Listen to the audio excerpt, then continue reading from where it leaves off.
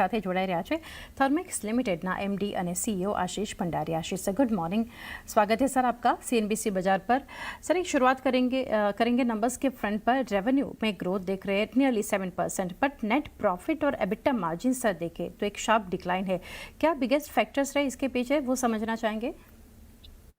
नमस्ते, बहुत खुशी है यहाँ पर आके एंड थैंक यू बहुत आपको और आपके व्यूअर्स को भी। नंबर्स ऑफ कोर्स बहुत प्रॉफिट्स में काफ़ी गिरावट है जो कि विजिबल है नंबर्स में। उसके कारण है जिसका कि सबसे बड़ा जो कारण है, एक हमारा प्रोजेक्ट है 2022 का, सो 4 साल से ज़्यादा पुराना प्रोजेक्ट है, जिसमें एज जो प्रोजेक्ट का लास्ट ईयर है अब एग्जीक्यूशन का, इंजीनियरिंग में एक बहुत बड़ा चेंज हुआ है, जिसकी वजह से उस प्रोजेक्ट में हमें जो कॉस्ट टू कंप्लीशन बोलते हैं कि मतलब प्रोजेक्ट को आज से लेके खत्म करने तक का जो कॉस्ट में बढ़ोतरी आती है वो 90 करोड़ से ऊपर की है। तो वो नंबर हमने इस क्वार्टर में हिट लिया है प्रोविजनल, जो कि पूरे जब तक वो प्रोजेक्ट खत्म नहीं हो जाता उस प्रोजेक्ट में एग्जीक्यूट करने के लिए चाहिए होगा। तो इसकी वजह से नंबर्स में सबसे बड़ा जो चेंज है इसकी वजह से है। उसके अलावा भी 2 रीज़न है। एक, हमारा जो गल्फ वॉर की वजह से थोड़े हमारे रेवेन्यूज़ स्पेशली जो एक्सपोर्ट्स वाले थे, वो हम शिप नहीं कर पाए। करीब 300 करोड़ के ऑर्डर्स थे इस क्वार्टर में जो हम शिप नहीं कर पाए, जिसमें से कि काफ़ी ऑर्डर्स में अच्छी प्रॉफिटेबिलिटी थी। और कमोडिटी प्राइसेस का भी इम्पैक्ट था क्योंकि पिछले क्वार्टर स्टील के भाव बढ़े थे, तेल के दाम बढ़े थे और एल्यूमीनियम के भी, तीनों के भाव सडनली बढ़े थे, जिसकी वजह से भी करीब 10 करोड़ का प्रॉफिटेबिलिटी में इम्पैक्ट आया। फाइनली जो हमारा विंड सोलर रिन्यूएबल्स बिजनेस है, उसमें भी एक प्रोजेक्ट जो कि गवर्नमेंट तमिलनाडु गवर्नमेंट के रेगुलेशंस गवर्नमेंट चेंज में अटक गया था, वहाँ पे भी थोड़ा एक्सपेक्टेड से ज़्यादा लॉसेस थे। तो ये 3 रीजंस थे। ये तीनों रीजंस मेरे हिसाब से इस एक क्वार्टर के लिए हैं। अगले क्वार्टर से जैसे हमारा बैकलॉग है जो कि बहुत हाई है, वो आने लगेगा। आप नंबर्स में पिछले साल के कंपैरिजन में अच्छा जंप देखेंगे हर क्वार्टर में। जी आशीष सर, सेगमेंट वाइज अगर यहाँ से समझे तो बिगेस्ट ड्रैग कैसे आप देख रहे हैं? लाइक इंडस्ट्रियल प्रोडक्ट्स हो गया है, industrial infra, green solutions, chemicals, जो प्रॉफिटेबिलिटी के ऊपर इस क्वार्टर में सबसे ज़्यादा एक असर दिखा। सबसे ज़्यादा असर दिखा इंडस्ट्रियल इंफ्रा में, और इंडस्ट्रियल इंफ्रा में हमने हमारे एनालिस्ट और बाकी लोगों के साथ और डिटेल्स भी शेयर किए क्योंकि जो लॉस है प्रोजेक्ट का इस क्वार्टर में आया है। पर जो हमारा बैकलॉग है जो हम बिल्ड कर रहे हैं, वो बैकलॉग ऐसे प्रोजेक्ट का बिल्कुल नहीं। ये जो प्रोजेक्ट है ये गवर्नमेंट के लिए प्रोजेक्ट है, इसमें ज़्यादा सिविल और कंस्ट्रक्शन है और ये लंबे ड्यूरेशन के प्रोजेक्ट। हमने ऐसे प्रोजेक्ट्स पिछले 3 साल में लेने ही बंद कर दिए, बिल्कुल मना कर दिया है। और अभी जो हमारी ऑर्डर बुक और जो बैकलॉग है उसमें ज़्यादा एक्सपोर्ट्स हैं, ज़्यादा प्राइवेट प्लेयर्स हैं, डेटा सेंटर्स के प्रोजेक्ट्स हैं यूएस के लिए। तो ऐसे-ऐसे जहाँ पे हमारी प्रॉफिटेबिलिटी भी बहुत अच्छी है और बैकलॉग की क्वालिटी भी बहुत अच्छी है। राइट।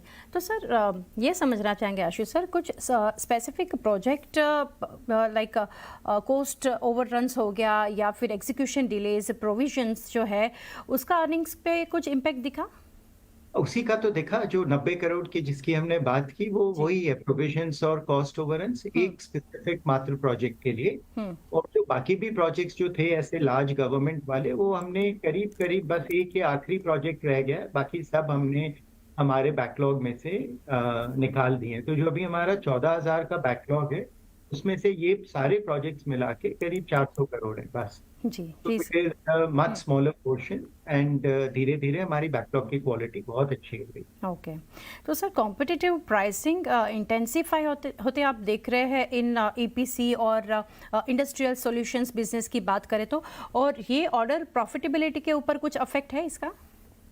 जो अभी के जो प्रोजेक्ट्स आ रहे हैं जहाँ पे प्रॉफिटेबिलिटी स्पेशली एक्सपोर्ट्स में प्रॉफिटेबिलिटी रिलेटिवली बेटर है, डोमेस्टिक बिजनेस competitive है और काफी जगह नाउ हमारी कैपेसिटी बढ़ने लगी है, तो हम बहुत चूजी हैं प्राइस के मामले में। जहाँ पे हमें लगता है प्रॉफिटेबिलिटी ठीक नहीं है, हम उन प्रोजेक्ट्स पे बिड ही नहीं कर रहे हैं। सो अभी हमारे प्लांट्स में बल्कि 2 प्लांट्स हैं जहाँ पे हम कैपेसिटी एक्सपेंशन कर रहे हैं, हम्म, क्योंकि बहुत इंक्वायरीज है। इंडिया में थर्मल पावर की भी बहुत डिमांड बढ़ने लग गई है। हम्म। तो हमारी जो इंक्वायरी पाइपलाइन है बहुत ही अच्छी है, एंड कैपेसिटी एक्सपेंशन मोड में है, इसलिए। जी जी सर।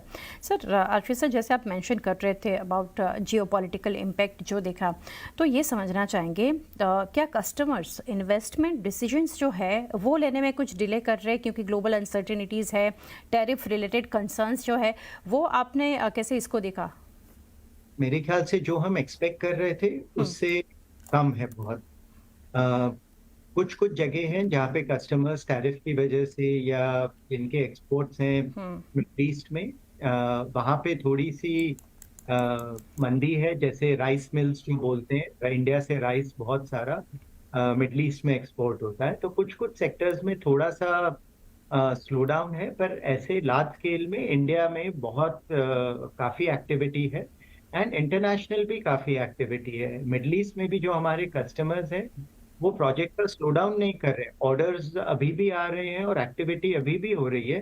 रेवेन्यू रिकग्निशन में थोड़ा प्रॉब्लम है, बट ओवरऑल डील एक्टिविटी और पाइपलाइन में, ऑर्डर्स पाइपलाइन में कोई कमी नहीं है। जी।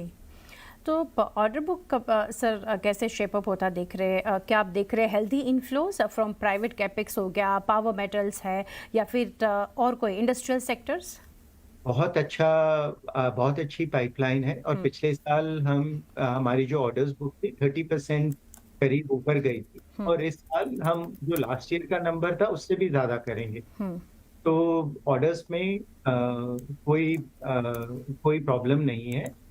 मल्टीपल सेक्टर्स, इंडिया में सबसे बड़ा जो है थर्मल सेक्टर, बहुत एक्टिविटी है। स्टील में काफी एक्टिविटी है। डेटा सेंटर्स, सेमीकंडक्टर्स में बहुत एक्टिविटी है।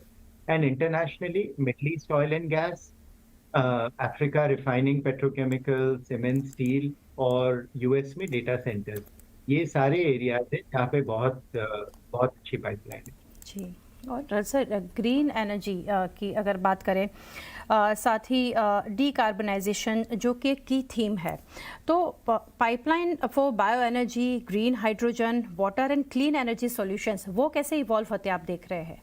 अम, ये इनमें से 2 सेक्टर्स हैं हम्म, जो बायो सीएनजी और हाइड्रोजन, जो कि पॉसिबली कस्प पे हैं, हम्म, मतलब उस मोड पे आ गए हैं कि या तो ये बहुत बढ़ा जाएंगे, या ये मतलब इनका फ्यूचर पता नहीं क्या होगा। अगर हम बायो सीएनजी की बात करें, देश चाहता है कि 5,000 ऐसे प्रोजेक्ट्स होने चाहिए, पर जो पहले 150 प्रोजेक्ट भी आए हैं, हम्म, इससे ज्यादातर प्रोजेक्ट्स की कमर्शियल वायबिलिटी नहीं है। तो गवर्नमेंट पॉलिसी निकाल रहा है जिससे कि इन प्रोजेक्ट्स की कमर्शियल वायबिलिटी बहुत बढ़ जाएगी। और ये देश को चाहिए भी, कि हम अभी देखेंगे जिन इंडिया में जो नेचुरल गैस आता है उसकी प्राइसिंग बहुत बढ़ गई है, डॉलर्स में पे करना पड़ रहा है, जिसकी वजह से रुपये पे भी इम्पैक्ट आता है। तो ये जो सारे एरियाज हैं इसमें डोमेस्टिक प्रोडक्शन बढ़ सकता है, और इंडिया में जो वेस्ट है उसको हम एनर्जी में कन्वर्ट कर सकते हैं। तो एक्सपेक्टेशन है कि अगले 1 महीने के अंदर ही गवर्नमेंट बायो सीएनजी में बहुत अच्छी पॉलिसी लेकर आ रही है। ये कैबिनेट नोट है, जिससे कि इस इंडस्ट्री को बहुत बढ़ावा मिलेगा। और वो बढ़ावा मिलेगा तो अभी ये जो हम 150 प्लांट्स जो पिछले 3 साल में डाले हैं, हो सकता है कि इंडिया में 500 प्लांट एक साल में लगने की बात हो जाए। और अगर वो होगा तो इस सेक्टर में काफी जंप मिलेगा। और थर्मैक्स लीडिंग प्लेयर है इस सेक्टर में, जो कि टेक्नोलॉजी प्रोवाइड। सिमिलरली हाइड्रोजन में काफी प्रोजेक्ट और काफी एक्टिविटी है। अभी तक तो हम इन सारे सेक्टर्स को लॉसेस के थ्रू ही सपोर्ट कर रहे हैं, बट एक्सपेक्टेशन है कि हाइड्रोजन में भी अगले 1 साल और 2 साल में काफी इम्प्रूवमेंट, क्योंकि इंडिया में बहुत प्रोजेक्ट्स हो रहे हैं एक्सपोर्ट्स के लिए भी और डोमेस्टिक के लिए। Right. And sir Ashish sir, lastly जानना चाहेंगे Q1 जो भी अर्निंग्स जो नंबर्स रिफ्लेक्ट कर रहे हैं, जो सजेस्ट कर रहे हैं, उसके सामने FY27 ओवरऑल आप कैसे एक्सपेक्ट कर रहे हैं? मेरे हिसाब से इस Q1 का, जो कि बहुत ही खराब नंबर्स थे प्रॉफिटेबिलिटी की वजह, क्लियरली अगर आप 70-80% डाउन हो तो बहुत ही खराब प्रॉफिटेबिलिटी है। मेरे हिसाब से ये साल इस Q1 को लेकर भी अच्छा साल है।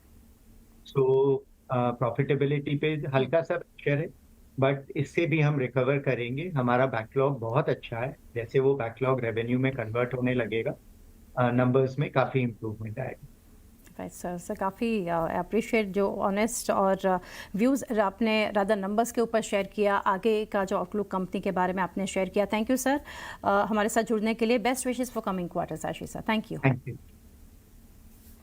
તો આ રીતે મેનેજમેન્ટ સાથે થર્મેક્સ આજે નંબર્સ બાદ ઇનફેક્ટ મેનેજમેન્ટ પણ જણાવી રહ્યું છે જે રીતનું ક્વાર્ટર રહ્યું છે એનાથી સારું FY27 ઓવરઓલ એક રહેવાનું વ્યૂ એમનું બનતું જોઈ રહ્યા છે. સ્ટોક પ્રાઇસ જોઈએ 3777ના લેવલ્સ છે, 11%ના ઘટાડા સાથે પરિણામ બાદનું એક નેગેટિવ એક્શન થર્મેક્સમાં.